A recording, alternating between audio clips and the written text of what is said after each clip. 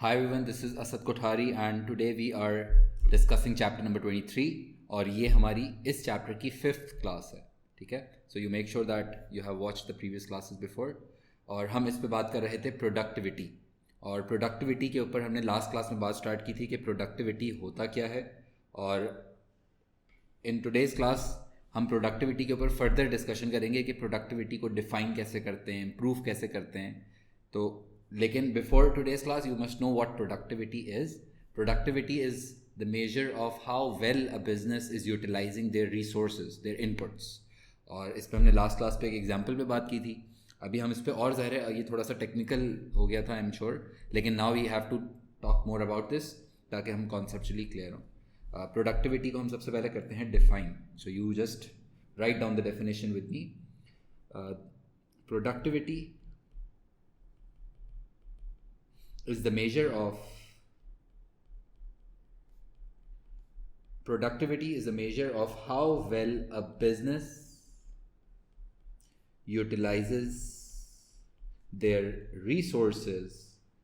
Productivity is the measure of how well a business utilizes their resources to convert them into output.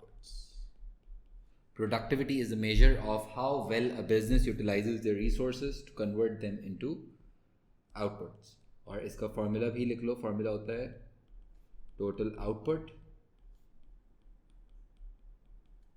Upon total inputs. Total output upon total inputs. And this is also known as, ये भी लिख लेते हैं, this is also known as efficiency. This is also known as efficiency. सही है. और ये जो आप लोग लास्ट क्लास में ये एग्जांपल सुन रहे थे ना, जिसमें मैंने वॉलेट्स के ऊपर बात की थी और वॉलेट्स पर एम्प्लॉई पे बात की थी, या हमने आउटपुट पर एम्प्लॉई निकाला था. बेसिकली मैंने चेक किया था कि मेरा एक एम्प्लॉई कितने यूनिट्स प्रोड्यूस कर रहा है ऑन एवरेज. इस कॉन्सेप्ट को कहते हैं, इसको कहते हैं लेबर प्रोडक्टिविटी. क्या कहते हैं? Labour productivity. क्योंकि अगर मुझे प्रोडक्टिविटी मेजर करना है तो obviously I need some sort of calculation, I need some sort of criteria. एक चीज़ आपको पता होनी चाहिए, प्रोडक्टिविटी. और फिर प्रोडक्टिविटी मेजर करने के लिए one of the major tools that I use is to see how my employees are performing. That's labour productivity. या बेसिकली जो लास्ट क्लास में मैंने आपको कॉन्सेप्ट दिया था कि हर बंदा कितने यूनिट्स बना रहा है, उसको हम टेक्निकली कहते हैं लेबर प्रोडक्टिविटी. सही है, इसको डिफाइन कर लो. Labour productivity, this is the measure of. वैसे मैं डायरेक्टली आपको डेफिनेशन दिखा भी सकता था पिक्चर्स के फॉर्म में, लेकिन लिखने का कॉन्सेप्ट यही है कि जब आप लिख लेते हो तो you just know it all. सही है, तो लिखने में आपको ज़रा सा करना पड़ेगा. This is the measure of how well a business is utilizing. This is the measure of how well a business is utilizing their staff, या their employees into the production process. Into the production process. सही, staff, या इसको ये भी कह सकते हैं this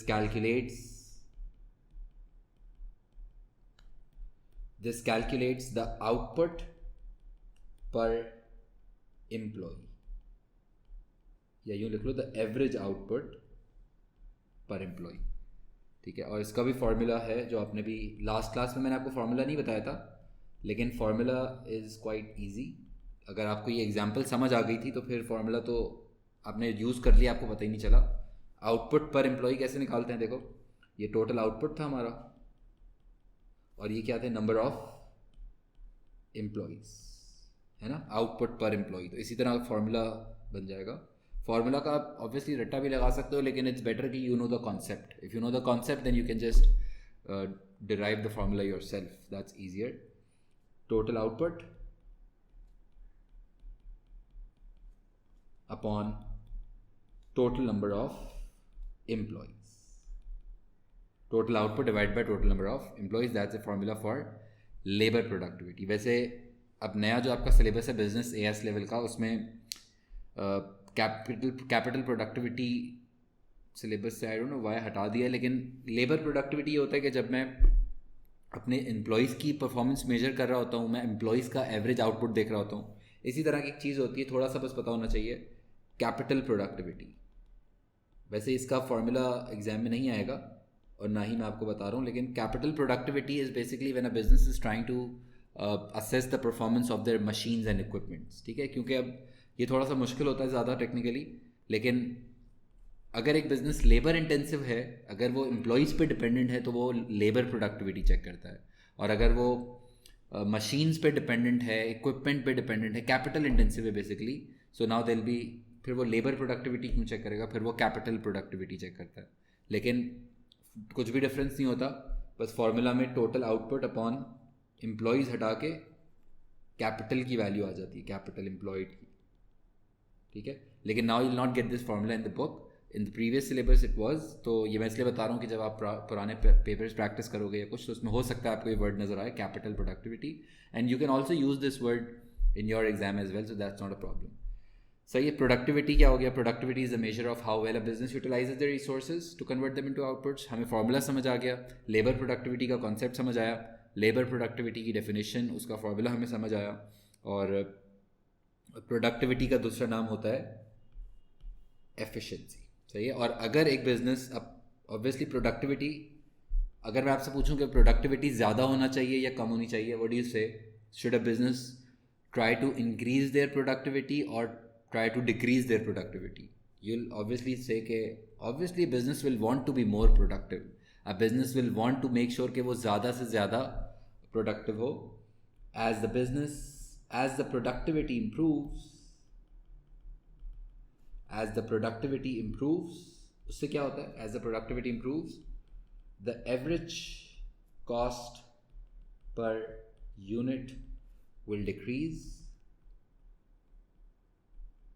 and the profit margins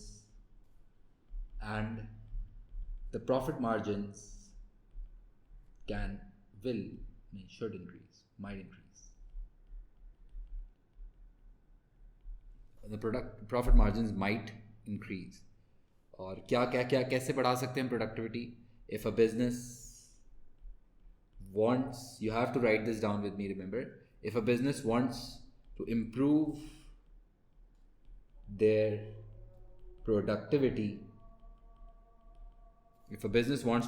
productivity level, they can, अब अगर प्रोडक्टिविटी आप इम्प्रूव करना चाह रहे हो तो कैसे इम्प्रूव करोगे?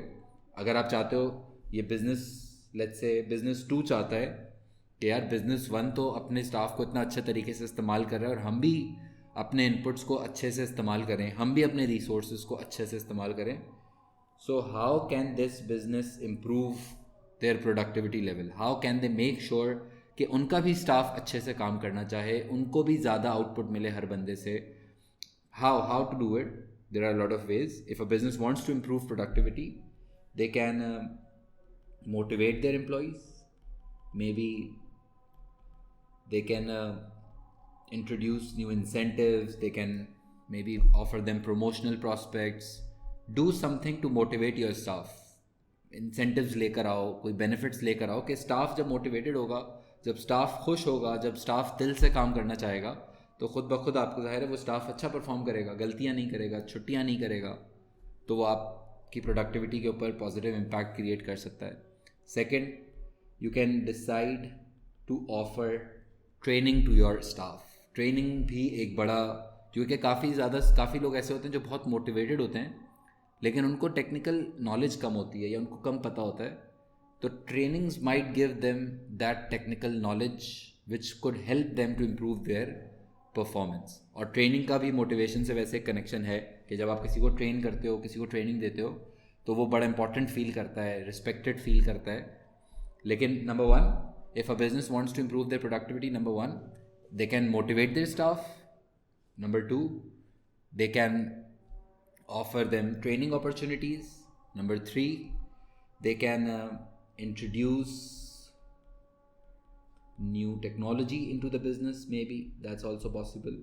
टेक्नोलॉजी लाने से आपकी एफिशिएंसी पे बड़ा जैसे अगर आप अब नई मशीन्स लेकर आ गए हो तो काम बहुत स्पीड अप हो जाएगा, वेस्टेजेस कम हो जाएंगी।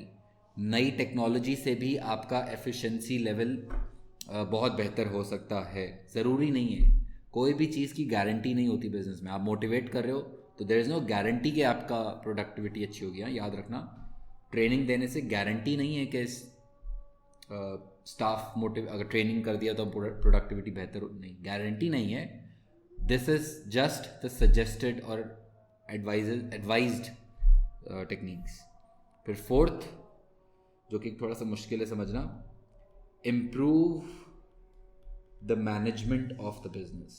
Improve the management of the business. अब ये क्या मतलब हुआ कि अगर आप अपने इनपुट्स को, अपने रिसोर्सेज को एफिशिएंटली इस्तेमाल करना चाहते हो और स्टाफ लेट्स से बहुत मोटिवेटेड है, स्टाफ बहुत ट्रेंड है, let's talk about this same example we were discussing in last class.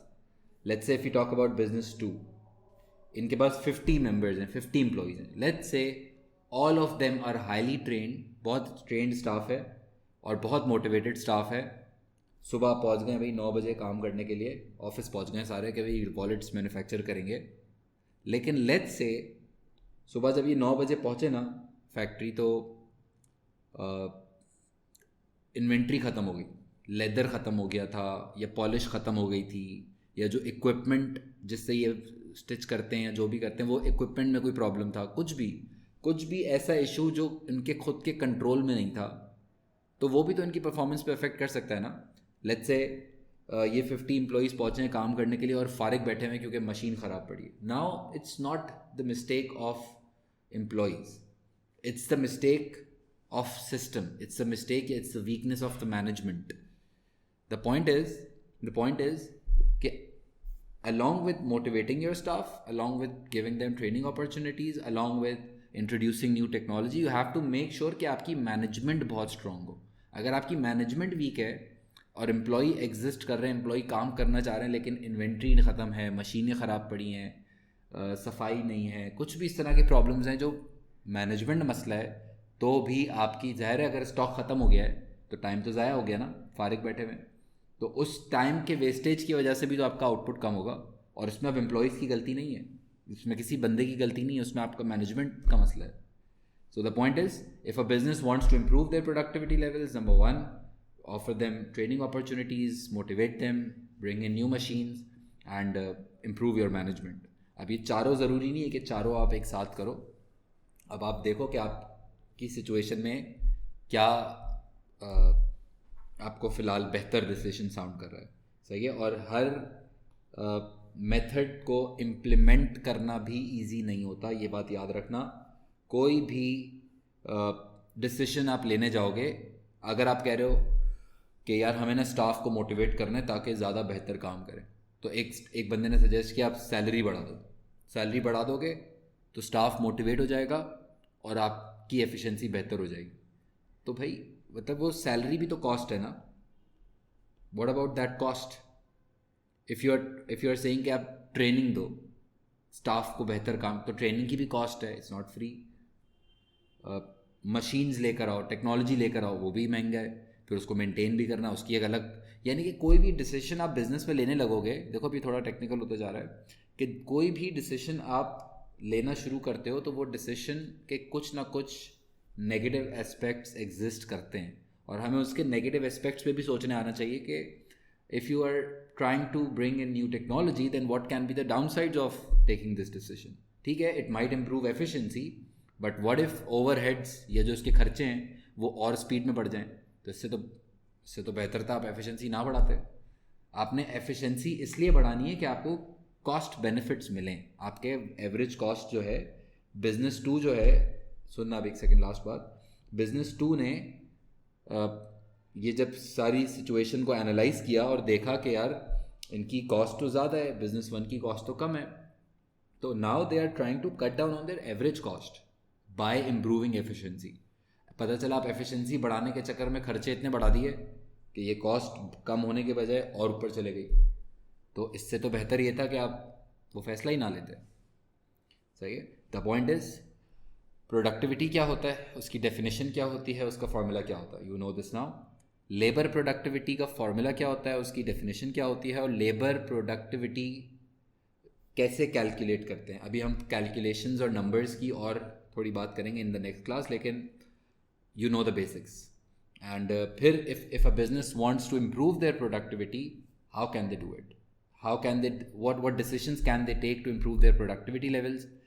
How each decision is going to improve their productivity levels, and what can be the possible downsides of taking that particular decision. That's how you discuss productivity, and that's all for today's class. Do make your notes, और बाकी इसकी next class में हम एक दो examples पे और बात करेंगे, ताकि आपको जो नंबर्स वाली साइड है, जो टेक्निकल साइड है, वो थोड़ी और क्लियर हो जाए। And that's all for today.